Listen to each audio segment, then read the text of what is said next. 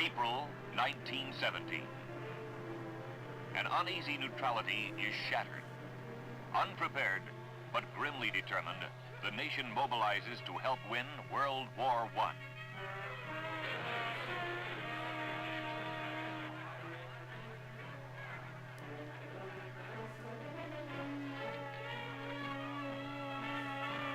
It is a war that has already raged across Europe for 3 brutal years. Trench by trench, crater by crater. A conflict in which the Allies and the Central Powers unleash every weapon in their growing arsenals.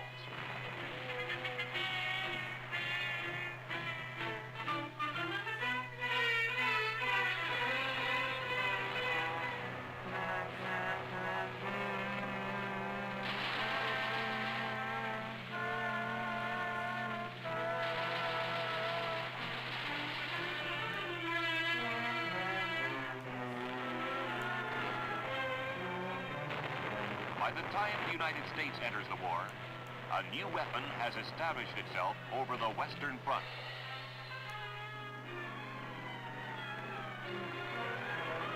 This is the first major war where soldiers can look down on the battlefield, where combatants can use the air to carry war to the enemy.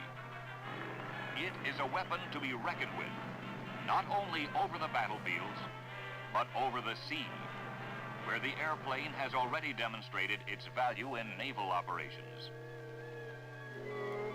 Thus, as the United States Navy goes to war, its new air arm must be mobilized to support Allied operations. New planes and equipment must be developed. Men must be trained to service a growing number of aviation units and fly the new Navy planes. Naval aviation must be prepared for the first test of war. The Navy enters the war with 54 planes, most of them unfit for combat. Yet these planes must be flown by men like C.E. Sugden, a Coast Guardsman. I'll never forget one of the first flights I took out of Montauk.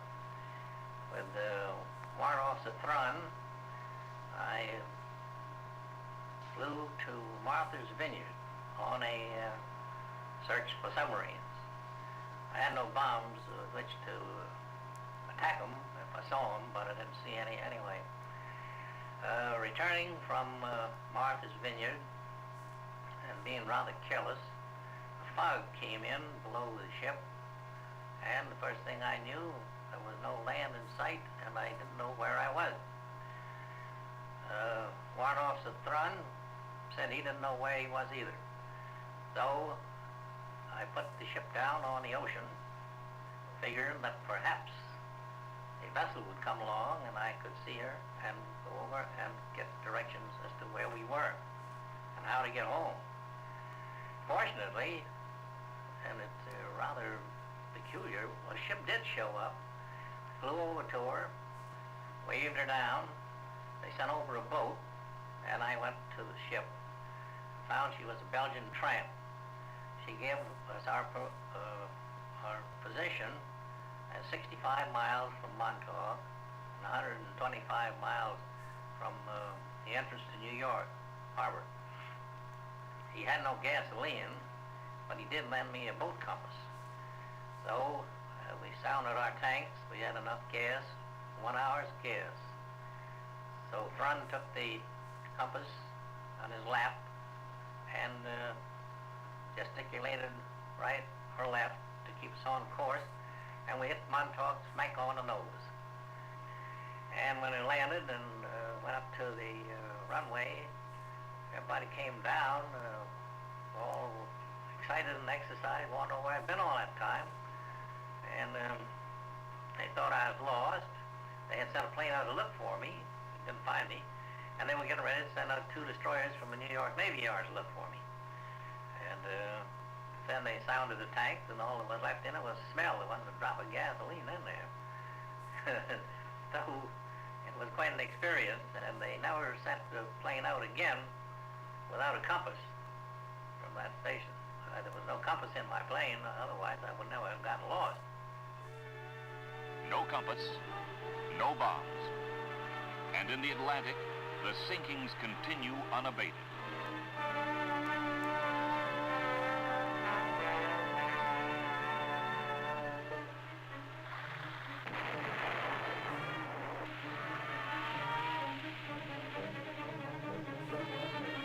Aircraft are desperately needed to protect Allied shipping.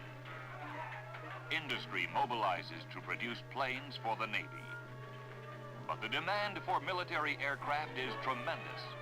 So the Navy establishes its own aircraft factory in Philadelphia to manufacture flying boats. Prominent in the design of these planes is Dr. Jerome C. Hunsaker.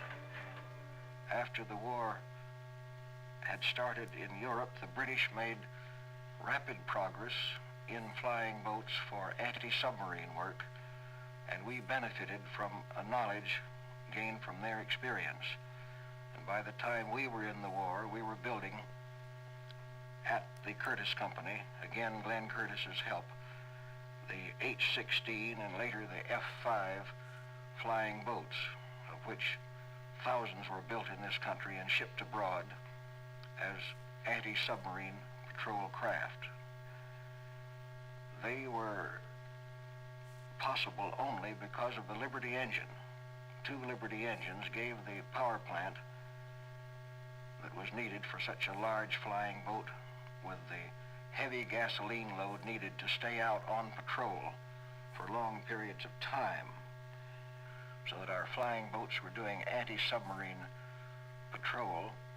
And we also used blimps for anti-submarine patrol, not only there, but on the approaches to our own ports. And the Navy got into a lighter-than-air venture then in developing what later came to be called blimps. In that, we had copied the French and the British to some extent, who had started lighter-than-air work. The gas for inflating such ships was hydrogen, highly inflammable and dangerous, but through the Bureau of Mines in this country, it was found that some of the natural gas in Texas, in the Southwest, had helium in it. And by extracting the helium from the natural gas, we could get helium to inflate our blimps, and they would become non-inflammable. To employ the growing number of new aircraft in naval operations, the Navy needs bases and men. Naval air stations are established on both coasts. Civilians throughout the nation join the Naval Reserve to become the flyers and ground crewmen so urgently needed to bring naval aviation to combat strength. Commanding an early reserve unit is E.O. McDonnell. Early in 1917, Admiral Towers, then Lieutenant Towers, who was Assistant Chief of the Aviation Division of the Navy in Washington, offered me the job of taking charge of the training of the first Yale Naval Aviation Unit. I was very glad to accept and was promptly ordered over to West Palm Beach, where the unit had assembled. For the most part, these boys were juniors at Yale, and I must say that I don't think anybody ever had charge of a finer, more enthusiastic group. We trained at West Palm Beach, and at that time we had mostly civilian mechanics. All the planes that were in use there had been furnished by private subscription of the members of the families and friends of the members of the unit. Later, when we got to, the unit was transferred to Huntington, Long Island, and about this time, Navy planes, Navy personnel were furnished, and gradually the operation took on more of a real Navy flavor. Throughout the instruction, I attempted to teach these boys something about the Navy as well as flying. I gave them lectures in ordnance, gunnery, seamanship, navigation, and so on. There was no doubt about the enthusiasm about flying. However, when it came to my lectures, I found that there was not quite the same enthusiasm.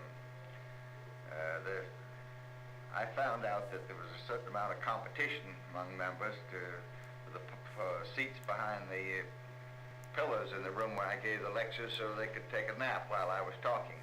They didn't know that I knew this, but I was on to it all the time.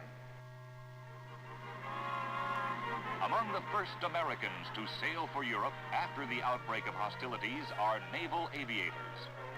Men like David Ingalls, a Yale undergraduate.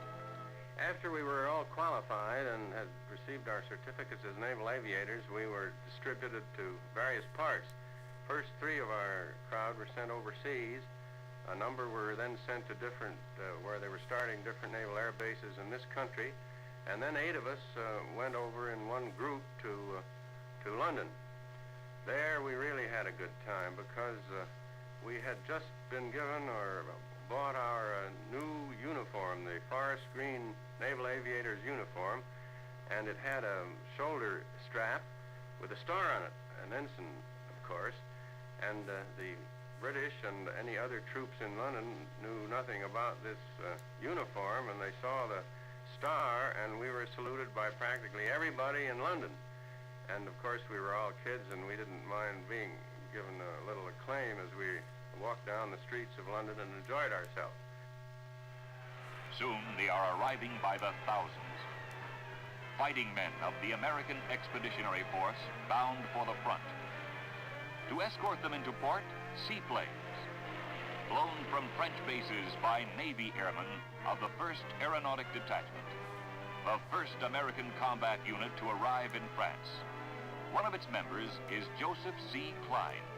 On a small lake outside Bordeaux, a place called Mouchik was being established by the Navy at that time, which was to act as a pilot school. Our group was split up there. I was assigned to the U.S. Naval Air Station of Plcahy, which at that time was operated by the French Navy. When we arrived there, Lieutenant Commander William Corey, United States Navy, was in command, and our operation from that station consisted of escorting the troop ships from the United States in the Saint-Nazaire in convoys. We flew the French Terrier seaplane, and the patrols were long and tedious and very artsome, but we got to be like an old milk route to the gang that were there for any length of time. Our equipment consisted of 2 Mark IV bombs, which were slung underneath the wings on either side of us, Lewis machine guns, an Aldous lamp, and 2 carrier pigeons. Of course, we had radio, which was the Dada system in those days, but sometimes it didn't work, and our facilities ashore were not very good anyway. This went on for many, many months. We didn't see any submarines, but we understand after months of operation from our commanding officer that the sinkings within our area were greatly reduced since taking over from the French Navy. We had been operating many months in this station on anti-submarine patrol. We were still linesman for quartermaster at $17.60 a month, until one day a surprise inspection came aboard consisting of Admiral Benson and Admiral Sims. In a hurry, we were lined up for inspection in our dress blues, and coming down the line, Admiral Sims stopped in front of one of my cadet shipmates next to me, who was wearing a French brevet. Admiral Sims said, "Young man, what is that you're wearing?" And Waddell said, "That's a French brevet, sir." He says, "It is? What is it for? What does it signify?" Well, he says, "It's a designation by the French government." He says, "Is that so? What sort of a designation?" "Well, it's for flying." He said, "Are you an aviator?" "Yes, sir." "You're a pilot, not a mechanic?" "Yes, sir." "Do you fly the patrols out of here, bring the troop ships in?" "Yes, sir." "How long has this been going on?" "About 11 months now, sir." He turned and looked to me, and he said, "Is that your status too?" And I said, "Yes, sir." He said, "Lieutenant Corey, why aren't these men commissioned?" In 2 weeks, we took our examinations and became ensigns. On constant patrols, American seaplanes step up the fight against the submarine.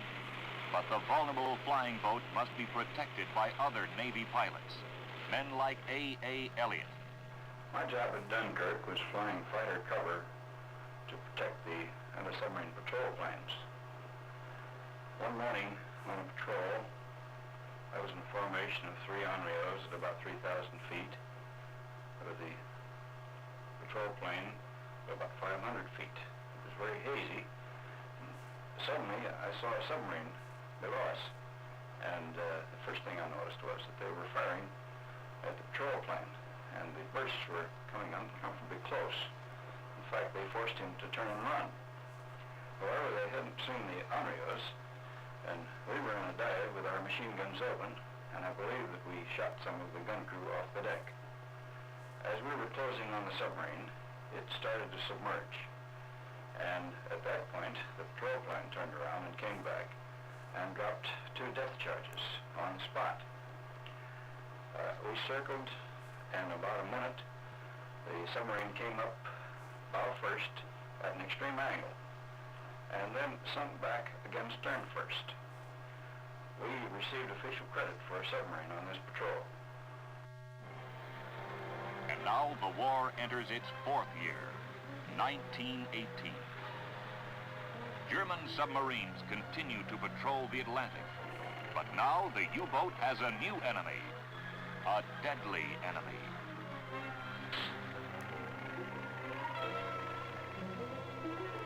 Armed with experience and new planes, naval aviation goes on the offensive. The target? German submarine pens, where the U-boat can be attacked before it can threaten Allied shipping. To spearhead the attack, the Northern Bombing Group is formed, consisting of Navy and Marine Corps units flying with the Allies. Taking part in its operations is Francis Plcahy, a Marine aviator. The squadron I was in, 218, Royal Air Force, was equipped with DH-9 airplanes with a Siddeley Puma engine of 260 horsepower. The mission of these planes, initially, to attack the submarine pens in Belgium, required considerable climbing because of the very accurate German anti-aircraft fire. The mission, the round trip from our base near Calais to Bruges and return would take about 2 hours and 45 minutes. The most of this time spent in climbing to 15,000 feet. These airplanes had a pilot and a gunner observer. The observer, seated immediately behind the pilot, also operated a very crude bomb site. While the marine aviation operations initially involved bombing of the German submarine facilities in Belgium, with the ground offensive beginning in September 1918, and from then on, marine aviation was engaged in support of ground operations by bombing enemy supply points and railroad facilities. One day, on a mission to bomb one of the railroad junctions behind the lines, our squadron was jumped by German fighters. The plane that we had, being on the flank of the squadron, got the brunt of the attack. I was certainly very glad to have with me that day as a gunner an old Marine gunnery sergeant named McDonnell, who was a crack shot. According to squadron reports, he knocked down one of the German fighters and probably destroyed another. While these people were shooting into us, some Belgian fighters came down to help, and between McDonnell and the Belgians, the Germans retired. Many of the Navy's pilots are especially assigned to fly with the Allies in the famous dogfights of World War I. First to become an ace is Dave Ingalls. Some of us were trained on large flying boats, but 3 of us were picked to fly fighters in a hope-to-be Navy squadron that might be formed at some later date, and it was hoped that we might be the flight commanders. So we were trained on the British airplanes and sent to Gosport, Turnberry, and Ayr, where we flew Avros and Camels. There I remember running into a lot of good Army pilots that were also training and were quite famous. Elliatt Springs was there. Clayton Knight, who painted and gave me this painting of the Camel airplane that I flew at the front, was there at that time and one of the pilots. The Camel, I think, probably was more or less the same as all other fighters at that time, excepting that it was the slowest of the better fighters, and without doubt the most maneuverable of the fighters that the Allies had. It, as I recall, landed perhaps 45 or 50 miles an hour with a top speed of about 120 miles. It was made a biplane and had a lot of wires and things sticking out all over it so that it couldn't go very fast. We had two machine guns mounted in front of us that shot through the propeller. They were synchronized with the propeller.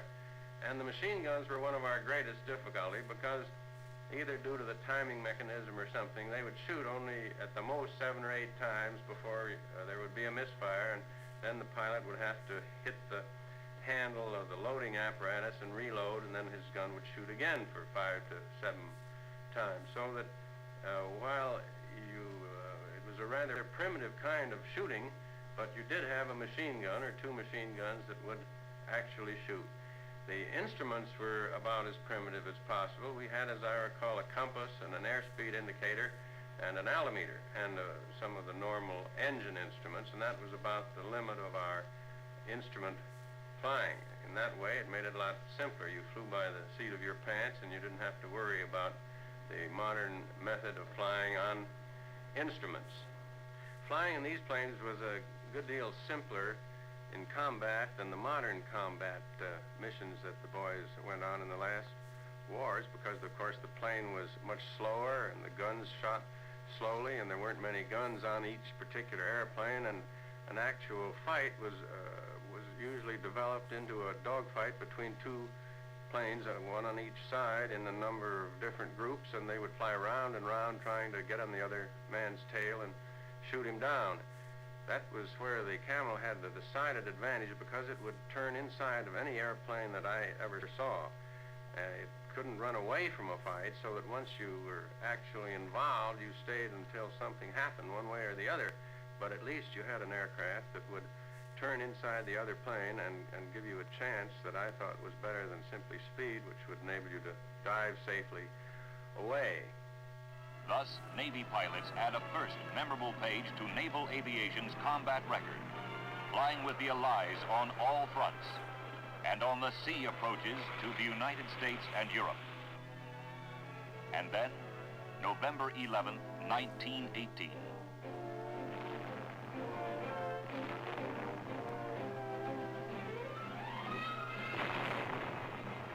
The last shot is fired.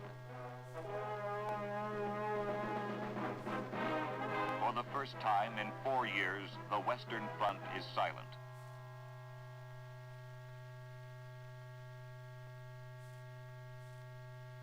The Great War has ended.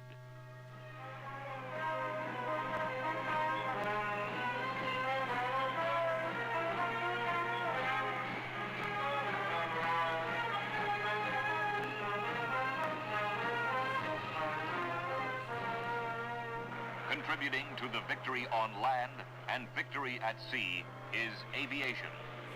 For the Navy, World War I has brought about the first test of this important new arm, a harsh test that has greatly accelerated the development of aircraft and aviation equipment, the training of naval air personnel, and has fostered a better understanding of the role aviation can play in combat operations. In its aircraft and its men, the Navy has a potentially powerful weapon, a weapon that must now be tempered for a harsher test of another world war.